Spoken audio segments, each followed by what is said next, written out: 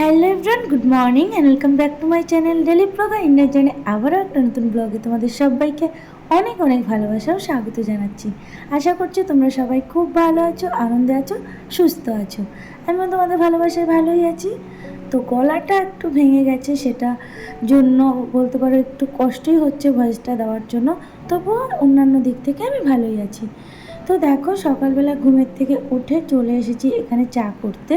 আর আজকে ভাবলাম একটু চা খাবো, কারণ অনেক দিনই হলো সকালবেলা সেরকমভাবে চা খাওয়া হয় না। তোমরা জানোই আমি সেরকম চা খাইও না, খুব একটা যে নেশা আছে তাও না, মাঝে মধ্যে ইচ্ছে হলে তাহলে খাই।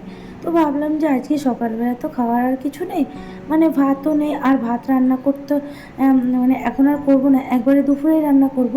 তো সেই কারণে ভাবলাম ব্রেকফাস্টে আজকে চা আর মুড়ি খেয়ে নিই। তো সেই কারণেই চা করতে আসা। তো এখানে এই যে চা করছি আমি, আর একটু মুড়ি, চানাচুর, পেঁয়াজ নিয়ে নিয়েছি। তো সেটা দিয়ে চা দিয়ে খেয়ে নেবো। আর চাটা একটু বেশি করেই করব, কারণ মুড়ি দিয়ে চা খেতে অনেকক্ষণ বসে খেতে হয়, তো চাটা অনেকটাই লাগে। তো সেই কারণে অনেকটা, আর এমনিতেও আমি চা খেলে খাই না, যদি খাই তখন অনেকটা করেই চা করি। তো দেখো, এখানে মুড়িটা একটুখানি তেল দিয়ে মেখে নিলাম আমি। তারপরে এদিকে চাটাও আমার হয়ে গেছে, চাটা নামিয়ে নেবো, তারপরে খেয়ে নেবো। আর ওদিকে মাম্মাও উঠে গেছে, মাম্মাকে ফ্রেশ করিয়ে ঘরে ওকে কার্টুন চালিয়ে দিয়ে রেখে এসেছি, ও সেটাই দেখছে, আর আমি এখানে চলে এসেছি চা করতে। আর তার আগে মাম্মাকে আমি সকালবেলা একটু পাউরুটি বাটার দিয়ে সেঁকে দিয়েছিলাম, সেটা একটু খেয়েছে মাম্মা। তো ওকে পরে আবার কিছু একটা করে খাইয়ে দেবো। আগে আমি এখন একটু খেয়ে নিই, তারপরে ওকে পরে খাইয়ে দেবো, যেহেতু ও খেয়েছে। তো দেখো, এখানে এই যে চলে এসেছি, আমিও ওর সাথে সাথে কার্টুন দেখছি, আর এই যে চা খাচ্ছি বসে বসে। আর মাম্মা তো ওখানে ওই কার্টুন দেখছে, আর মাঝে মধ্যে এসে এই মুড়ির এখান থেকে একটু একটু করে ওই মুড়ি নিয়ে যাচ্ছে, চানাচুর নিয়ে যাচ্ছে।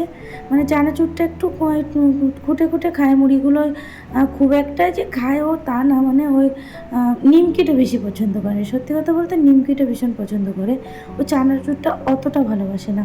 তো এদিকে চাও আমার খাওয়া হয়ে গেছে, আর তার ফাঁকে মাম্মাকেও আমি খাইয়ে দিয়েছিলাম, সেটা তোমাদের দেখানো হয়নি।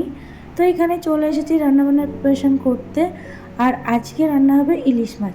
তো দেখো কতগুলো ইলিশ মাছ এখানে। তো তোমাদের দাদাভাই, মানে যার কাছ থেকে মাছ আনে, সেই দাদাটা কাছে মাছ দুটো ইলিশ মাছ থেকে গিয়েছিল। তো বললো যে তুই তো ভালো খাস, তাহলে নিয়ে যা, তোর বউ ভালোবাসে। তো সেই কারণে মাম্মা, মানে মাম্মার পাপা বললো ঠিক আছে, দিয়েই দাও, কী আছে। মাছগুলো কিন্তু ভীষণই ভালো ছিল, একদম টাটকা। দেখো, মানে ওনার তাড়াতাড়ি বিক্রি হয়ে গেছে, দুটো মাছ পড়েছিল, বললো দুটো মাছের জন্য আর বসে থাকবো, তুই নিয়ে যা। তো অ্যাকচুয়ালি দুটো মাছ আমাদের প্রয়োজন হয় না, যেহেতু আমরা দুজন মানুষ। তবুও ওই নিয়ে এসেছে। ভাজা রাখবো কিছুটা কিছুটা, তরকারি মানে সর্ষে বাটা করবো। তো এখানে যে নুন হলুদ মাখিয়ে একটু সাইড করে রেখে দিলাম, আর ইলিশ মাছের তেলটাকেও একটু নুন হলুদ মাখিয়ে নিলাম। ইলিশ মাছের তেলটা খেতে তো ভীষণ ভালো লাগে।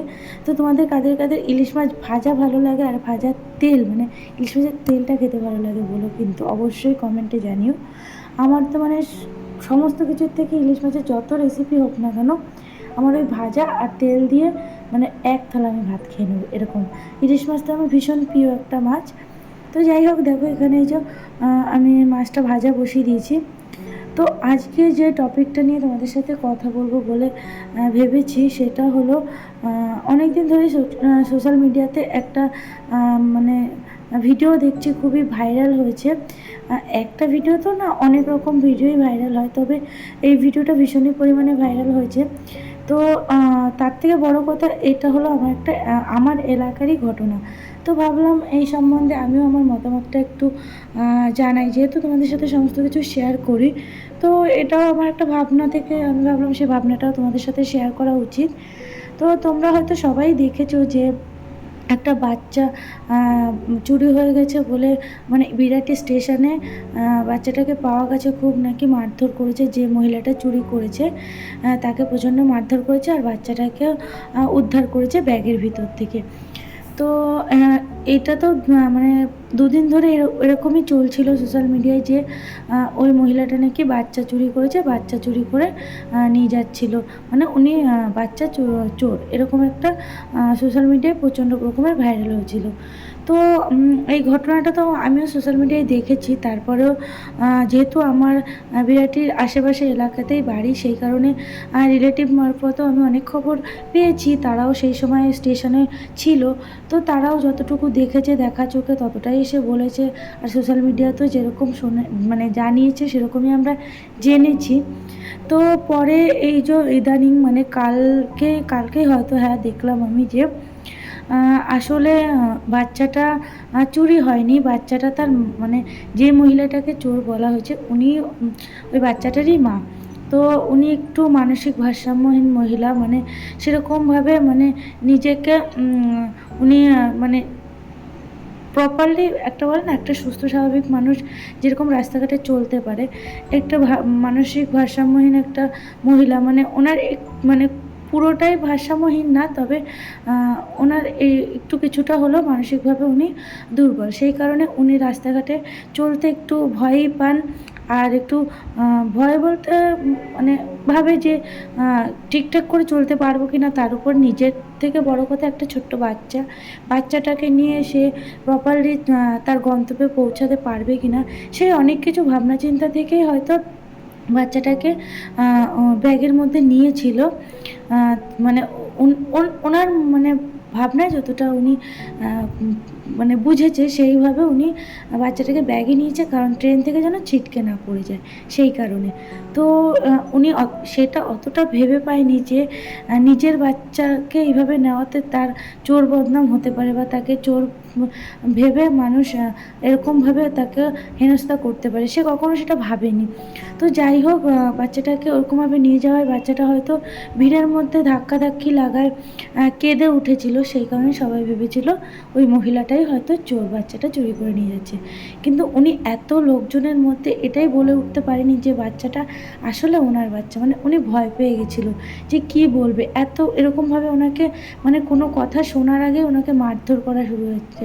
মানে আমার এখানে কথাটা হলো এটাই যে কোনো কিছু না জেনে, কোনো কিছু না বুঝে কখনো কোনো সিদ্ধান্তে পৌঁছানো উচিত না। হয়তো পেয়েছে, বাচ্চাটাকে তো পেয়েছে। আমার কথা হলো, যদিও বা চুরি করেই নিয়ে যেত মহিলা, তাহলে তো বাচ্চাটাকে পেয়েছে, তাকে জিজ্ঞাসা করতে পারতো, তাকে পুলিশের হাতে তুলে দিতে পারতো। এরকমভাবে তো মারধর করাটা ঠিক হয়নি। আগে জানতো যে ব্যাপারটা কী। যখন বাচ্চাটাকে পেয়ে গেছে পাবলিক, তাহলে নিশ্চয়ই উনি নিয়ে পালিয়ে যেতে পারতো না যদি উনি চোরি হতো। তো আমার বক্তব্যটা এখানেই যে কোনো কিছু না জেনে, না শুনে, না বুঝে চোখের দেখা সবসময় বিশ্বাস করা উচিত না। হ্যাঁ, চোখে দেখেই বিশ্বাস করতে হয়, তবে সবসময় যে চোখের দেখাটাই সত্যি হয় এটাও তো নয়। তো দেখো এখানে কত বড় একটা ভুল হয়ে গেল যে মহিলাটা মার খাওয়া মানে মারটা তো খেলোই, তার বাচ্চাকে চুরির একটা তার অপবাদ তার ঘাড়ে চাপানো হলো, তাকে মারধর করা হলো। পরবর্তীকালে সে সাহস জুগিয়ে বলেছে হ্যাঁ এটা তারই বাচ্চা। ইনফ্যাক্ট বাচ্চাটা তার মাকে দেখে তার মায়ের কোলে ঝাঁপিয়ে গেছে, তার মায়ের কোলে গিয়ে সে ফিডিং করছে। তাহলে বুঝতে পারছো, মানে বাচ্চাটার কাছে তার মা পাগলি হোক যাই হোক, তার মা, সে তার মাকে ভালো করেই চেনে। সে যত যে যাই বলুক, সে তার মায়ের কাছে ছুটতে গেছে। তো এইটাই হলো কথা যে আমার ভীষণ খারাপ লেগেছে জিনিসটা। প্রথম দিকে আমিও জিনিসটা মানে সোশ্যাল মিডিয়ায় দেখে ভেবেছিলাম হয়তো সত্যি এরকম কিছু একটা হয়েছে, বাচ্চাটাকে নিয়ে যাচ্ছিলো, এত ছোট্ট একটা বাচ্চা। আমারও ভীষণ রাগ হয়েছিল যে এরকম কী করে পারে, সেও তো একটা মহিলা। কিন্তু সত্যি কথা বলছি, আমি একদমই সত্যি কথা, এটা বানানো বা সিম্প্যাথির জন্য আমি বলছি না। সত্যি আমার প্রথম দিকে এটা জানার পরেও এই ভাবনাটা আমার মনে এসেছিল যে যাই হোক, এরকমভাবে মারধরটা কেন করলো, তার জন্য তো আইন আছে, তাহলে আইনের হাতে তুলে দিত। আর বাচ্চাটাকে যেহেতু পেয়ে গেছে, মহিলাটাকে ছাড়তো না, ধরে রাখতো, ধরে রেখে পুলিশের হাতে তুলে দিত।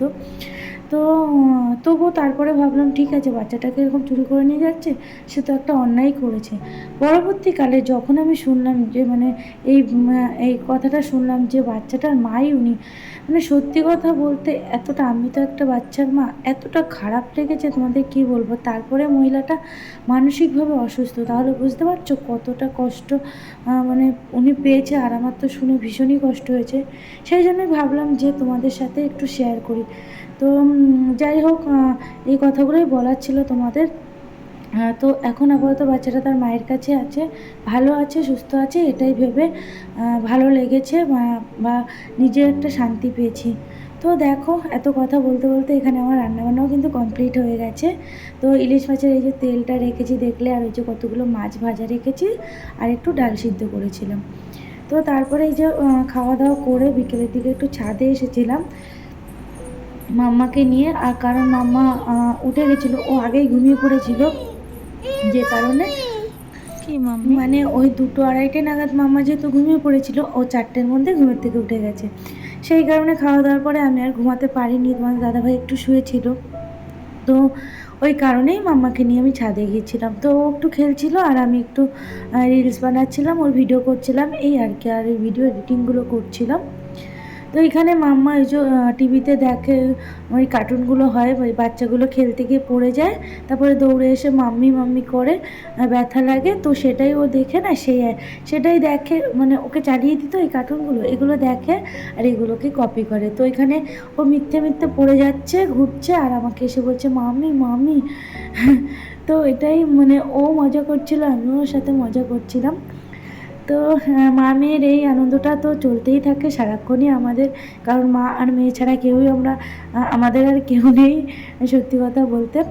তো গুড ইভিনিং গাইস, দেখো সন্ধ্যাবেলা তোমাদের দাদাভাই জিম থেকে আসার পরে বললো চলো যাই আজকে একটু ঘুরে আসি, অনেক দিন তো বেরোনো হয় না মাম্মাকে নিয়ে, আর তুমিও তো সেরকম বেরোও না, তো চলো একটু ঘুরেই আসি। তো সেই কারণেই আমরা দেখো এই যে বিকেলের দিকে একটু বেরিয়েছি। আর এই যে মাম্মা, এখানে মাম্মা কিন্তু অনেকটা হেঁটেছে জানো না, মানে অনেক মানে অনেকক্ষণ হাঁটার পরে গিয়ে ওর পাপার কোলে উঠেছে। আর মেনলি রাস্তায় যখন, মানে মেইন রাস্তায় ওঠার পরে যেহেতু অনেক গাড়ি ঘোড়া, তো সেই কারণে মেইন রাস্তায় উঠে তোমাদের দাদাভাই এমনি ওকে কোলে নিয়ে নিয়েছিল। তো এখানে ওই হেঁটে হেঁটে যাচ্ছে। আর যেহেতু সর্ষে বাটা খেয়েছি দুপুরবেলা, সেই কারণে একটু গ্যাসটাও হয়ে গেছিলো। তো তোমার দাদাভাইকে বললাম যে একটা স্প্রাইট কেনো না ছোটো দেখে, তো সেটাই কিনে দিল। তো এটাই এখন আমি একটু খাবো, তাহলে একটু রিলিফ পাবো, নাহলে না কীরকম একটা মনে হচ্ছে, যেন মনে হচ্ছে পেটটা ভরা ভরা, এরকম একটা মনে হচ্ছে। তো সেই কারণেই একটা স্প্রাইট নিয়ে নিলাম, ওটাকে খাবো। তো তোমার দাদাভাইকে বললাম তুমি কি খাবে, বললো তুমি খেয়ে নাও, আমাকে অল্প একটু দিও, আমি বেশি খাবো না, কারণ আমার অতটা অসুবিধা হচ্ছে না। তো এখানে দেখো এই যে মাম্মাকে কোলে নিয়ে নিয়েছে, কারণ এখানে অনেক গাড়ি ঘোড়া ছিল। তারপরে আমরা এখানে চলে এসেছি ফুচকা খাওয়ার জন্য। এটা হলো আমাদের পঙ্কজের স্পেশাল ফুচকা। তো এর ভীষণই সুন্দর ফুচকাটা বানায়, তারপরে ও যে চাটনিটা দেয় না তেঁতুলের, সেই চাটনিটা ভীষণ টেস্টি হয়।